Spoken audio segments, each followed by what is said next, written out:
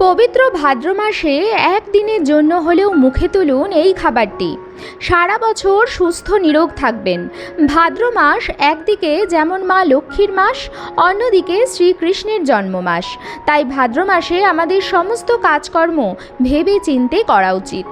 এমন কিছু করা আমাদের উচিত নয় যাতে মা লক্ষ্মী আমাদের ওপর রুষ্ট হন এবং শ্রীকৃষ্ণের আশীর্বাদ থেকে আমরা বঞ্চিত হই। নমস্কার বন্ধুরা, আমি সুচরিতা সবাইকে স্বাগত জানাচ্ছি কিপ গ্রুমিং চ্যানেলে। বন্ধুরা, আশা করছি ঈশ্বরের আশীর্বাদে প্রত্যেকেই ভালো আছেন এবং সুস্থ আছেন। চলছে ভাদ্র মাস।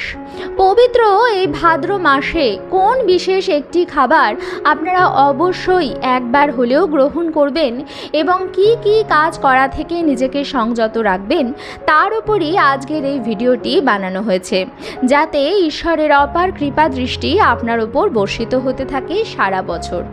তাই আমার সকল দর্শক বন্ধুদের অনুরোধ করব যে আজকের এই ভিডিওটি একদমই স্কিপ না করে সম্পূর্ণ দেখবেন এবং দেখার পর যদি ভালো লাগে তাহলে অবশ্যই কিন্তু একটি লাইক করবেন, কমেন্টসে লিখবেন জয় মা লক্ষ্মীর জয়, জয় শ্রীকৃষ্ণের জয়, এবং বন্ধুরা অবশ্যই ভিডিওটি শেয়ার করবেন আপনাদের নিকট আত্মীয় স্বজন এবং বন্ধু বান্ধবদের সাথে।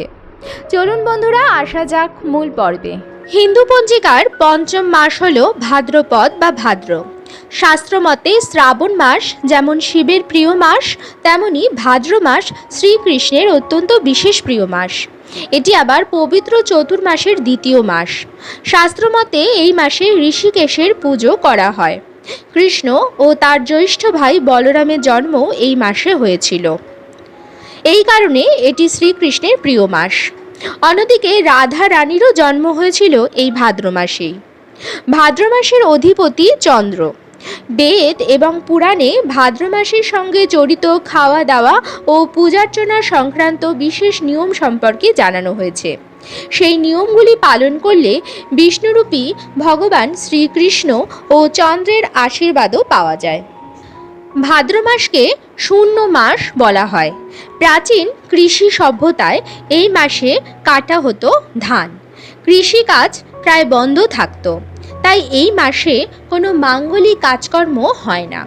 মাঙ্গলিক কাজকর্ম অর্থাৎ বিবাহ, উপনয়ন, গৃহপ্রবেশ, গৃহারম্ভ ইত্যাদি।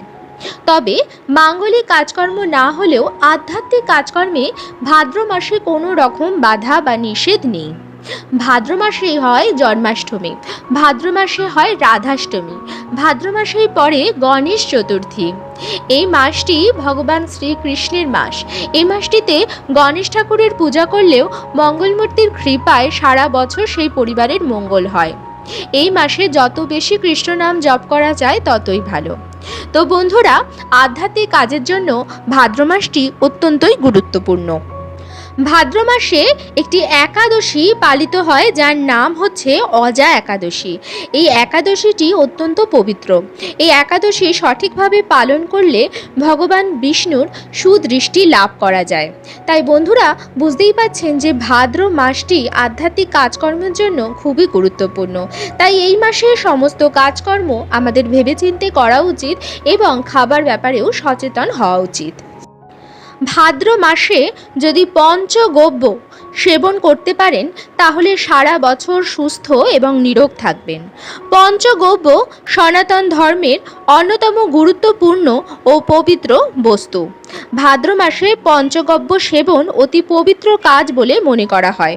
তবে সেটি সঠিক পরিমাণে পঞ্চগব্য বানিয়ে সেবন করতে হবে। আপনারা চাইলে সেটি বানিয়েও নিতে পারেন। তাছাড়া যে কোনো ভালো আয়ুর্বেদিক দোকানেও পঞ্চগব্য পেয়ে যাবেন। সঠিক পরিমাণে পঞ্চগব্য সেবনে দেহ ও মন পবিত্র থাকে এবং সারা বছর কোনো রকম রোগ জ্বালা যন্ত্রণা শরীরে থাকে না। তাই ভাদ্র মাসে একটিবারের জন্য হলেও পঞ্চগব্য সেবন করা উচিত। ভাদ্র মাস হচ্ছে ভগবান শ্রীকৃষ্ণ ও রাধা রানীর জন্ম মাস। এই মাসে জন্মাষ্টমী ও রাধাষ্টমী ব্রত পালন করলে ভগবান শ্রীকৃষ্ণ ও শ্রীরাধার আশীর্বাদে জীবনে শান্তি আসে। বন্ধুরা, বলে যে জন্মালে জন্মাষ্টমী অবশ্যই পালন করতে হয়, আর জন্মাষ্টমীর সম্পূর্ণ ফল পাওয়া যায় না যদি না রাধাষ্টমী পালন করা হয়। ভাদ্র মাসের এই দুটি অত্যন্ত পুণ্যতিথি, জন্মাষ্টমী এবং রাধাষ্টমী। ভাদ্র মাসে অবশ্যই পালন করুন এই দুটো তিথি। এতে সারা বছর আপনার ওপর এবং আপনার পরিবারের ওপর ভগবান শ্রীকৃষ্ণের আশীর্বাদ থাকবে। এই ভাদ্র মাসেই পালিত হয় গণেশ চতুর্থী। পশ্চিম ভারত সহ সমগ্র ভারতেই এই দিনটি মহা সমারোহে পালন করা হয়। এখন প্রত্যেক বাঙালি বাড়িতেও ধুমধাম করে গণেশজির পুজো করা হয়ে থাকে এই বিশেষ দিনটিতে। গণেশ চতুর্থীর এই দিনটি অত্যন্ত শুভ। এই দিনটিতে গণেশ ঠাকুরের পুজো করলে সর্বকাজের সিদ্ধি লাভ ঘটে এবং সেই বাড়ির সাফল্য ও উন্নতি কেউ আটকাতে পারে না। ভাদ্র মাসে গণেশের পুজোর পর দক্ষিণাবর্ত শঙ্খ দিয়ে নাড়ুগোপালের প্রতিমার অভিষেক করা উচিত। তারপর তাকে মাখন মিষ্টির ভোগ দেওয়া উচিত। ভোগে তুলসী পাতা অবশ্যই অর্পণ করবেন। আবার দুধে জাফরান মিশিয়ে নাড়ুগোপালকে অর্পণ করার পরে সেটি প্রসাদ হিসাবে বিতরণ করা উচিত। কৃষ্ণের জন্য এই ভাদ্র মাসে অবশ্যই হলুদ রঙের পোশাক বাড়িতে নিয়ে আসা উচিত। এই মাসে ওম কৃষ্ণায় নমঃ এই মন্ত্র জপ করা অত্যন্ত শুভ।